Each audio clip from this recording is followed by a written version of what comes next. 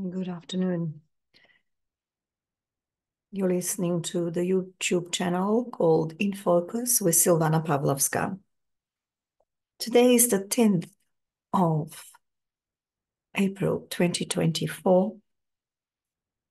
We are continuing with our series on the Macedonian question, and in particular, the PRESPA agreement as a cultural genocide of the Macedonian national identity, a publication by Professor Dr. Igor Janev, who's written many books and is an expert on international law.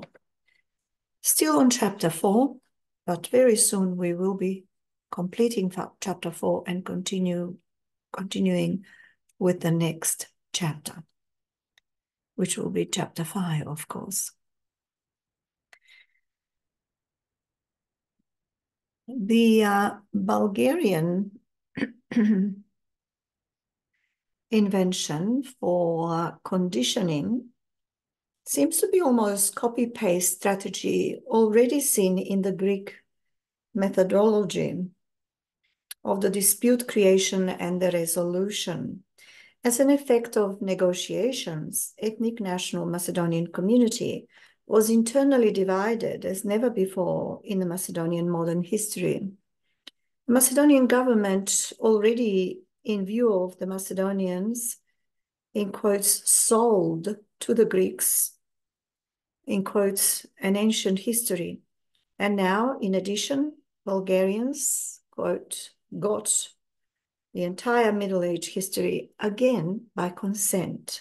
And therefore, with all of the Macedonian history lost in favor of the neighboring countries, in the eyes of the people, even present national identity was completely nullified and erased by the unlawful change of the constitution and votes of the, quotation, traitors, such as K. Mukoski, as mentioned previously in this publication.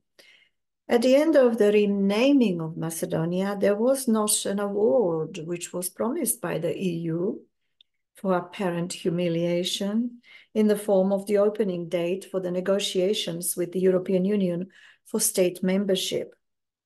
Regarding a fact that Macedonia actually, in quotes, gave all and, in quotes, got nothing, Mickoski criticized Zaev by saying, quotes, only a political amateur like Zaev could agree that the European Union progress of Macedonia is tied to our reading of history, and added, quote, we have warned in the past that the government mustn't sign treaties that, instead of offering solutions, will only cause additional problems. Here, we included the friendship treaty with Bulgaria, says Professor Dr. Igor Janev. At this point of our analysis, we can predict with high probability that the next Bulgarian government will, among other conditions relating to history, culture, and language, impose a specific condition related to the name of the state too.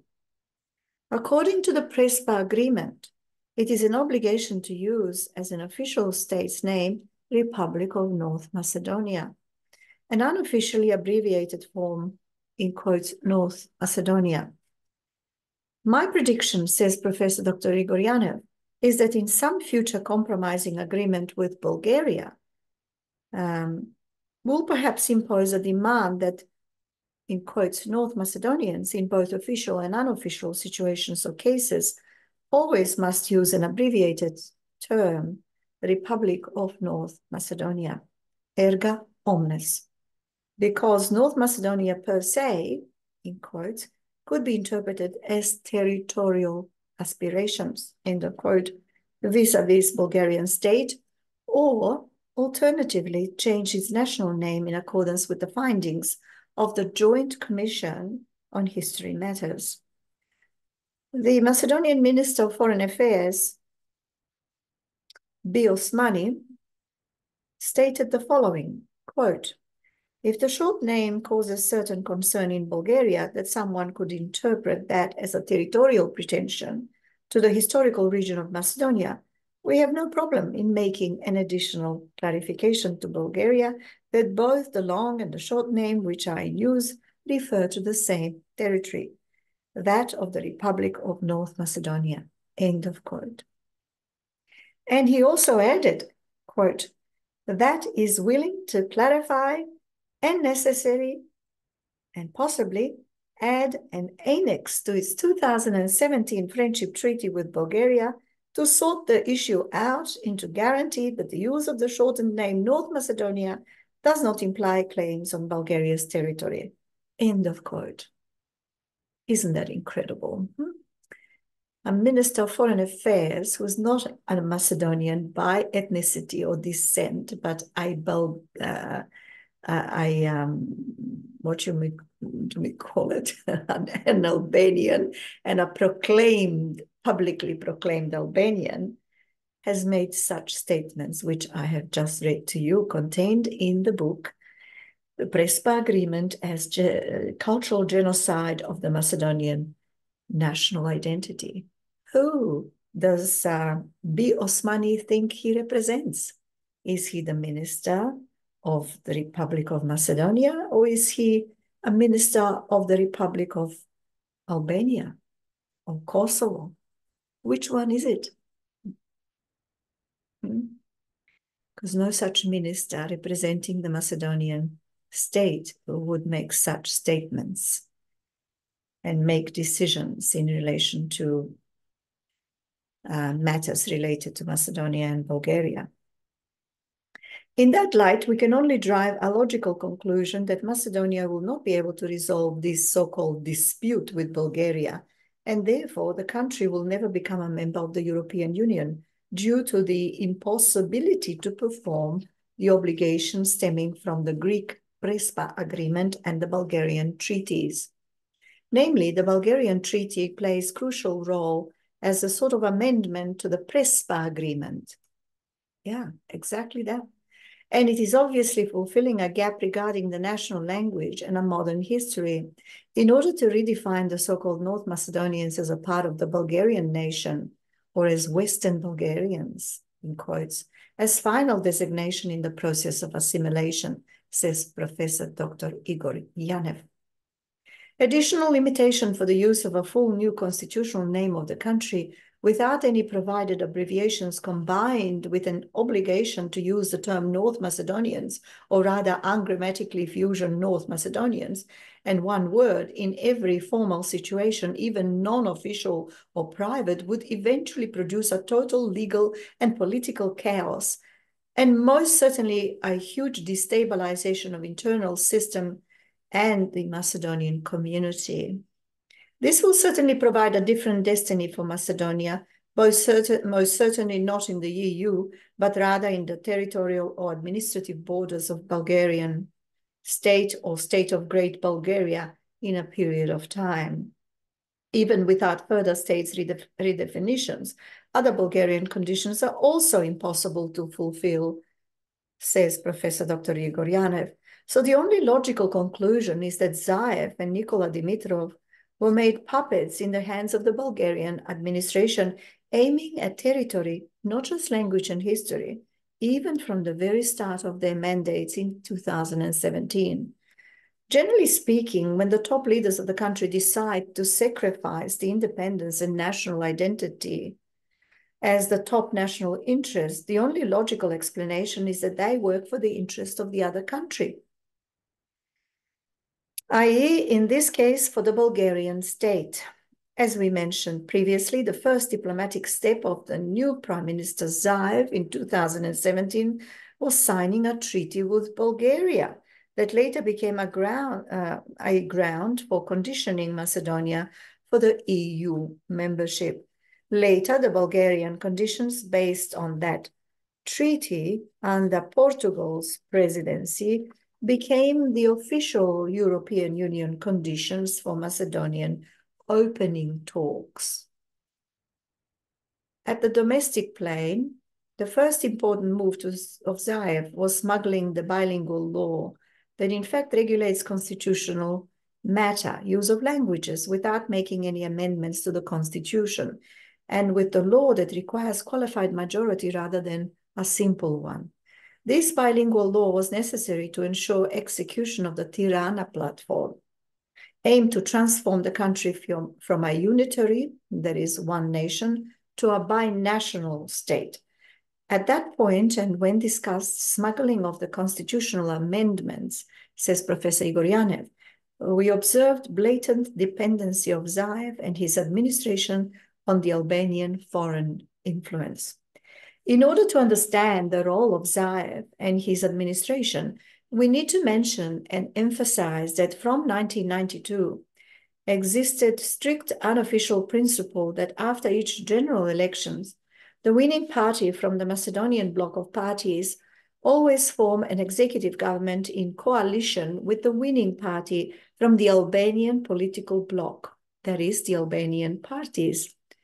There were no exceptions to that rule until 2017, when the Albanian winning party, DUI, winner of the Albanian bloc of parties, made a choice to create a government not with VMRO DPMNE as winner in the elections, but with defeated party SDSM led by Zaev instead. So Zaev became the prime minister under implicit control of DUI, that is the Albanian political party, despite the objections to that nomination by the president of Macedonia, George Ivanov. Disapproving Tirana platform, and thus SDSM owed DUI a victory. That is, Zaev owed Ali Ahmeti, the leader of the party DUI. Remarkably, when members of the parliament, MPs, voted for new mandates, one of the members voted literally with 2 hands raised, casting 2 votes. Can you imagine this? 2 votes, 2 hands raised instead of 1. And the Albanian MPs were singing, I beg your pardon, the Albanian anthem, so that masses of ethnic Macedonians were provoked with the flagrant violations and infuriated by the provocations entered illegally into the parliament. The BBC reported that the Macedonian President Ivanov blocked the attempts of Zaev to form the new government. The Guardian, for instance, reported that Zaev has been seeking a mandate to form a government for months after reaching an agreement with an ethnic Albanian party, the Democratic Union for Integration, to form a coalition. However, Ivanov refused to hand him the mandate. After Zaev's administration was finally established in power, those members of the VMRO DPMNE who won the elections, who stormed the parliament, were prosecuted and condemned for terrorism. They're still in prison. Among those were 3 MPs from the VMRO DPMNE who were later released from prison detention only for the purpose to vote for constitutional changes according to the PRESPA agreement obligations, and then obtain 80 votes, as in the case of Mukoski. That was an illegal operation conducted by secret police service in order to complete all requirements so that this treaty could be registered in the UN after ratification in the Greek parliament, as a first step for completion of the PRESPA agreement that apparently needed final approval of the Macedonian amendments by the Greeks MPs. Therefore, the PRESPA agreement was an imposed, illegal, and invalid treaty with an imposed national ID, and ethnic Macedonians largely understood treason committed by Zaev in favor of the Macedonian neighboring countries, namely the Hellenic Republic and the Bulgarian state. So here we end this part of chapter 4 of the PRESPA agreement as cultural genocide of the Macedonian national identity, a scholarly paper by an eminent professor, academic, writer, Professor Dr. Igor Janev. His specialization is international law, and he happens to be also of Macedonian background. You've been listening to In Focus with me, Silvana Pavlovska. Thank you for your attention. If you have any questions, please, by all means, do put them across to us. If you have any questions even for the professor, you're welcome to send them to us and we shall shall certainly convey them to him. If you're not clear about anything, yeah, by all means, do write to us. And I do hope you are following this particular paper we've been covering for the last few weeks. It is broadcast once, twice, sometimes 3 times a week, depending on the time available to us. And it is done in sequence. So each segment,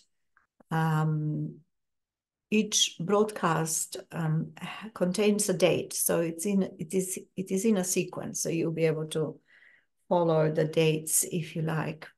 So thank you once again, and I look forward to seeing you very soon again. Bye for now.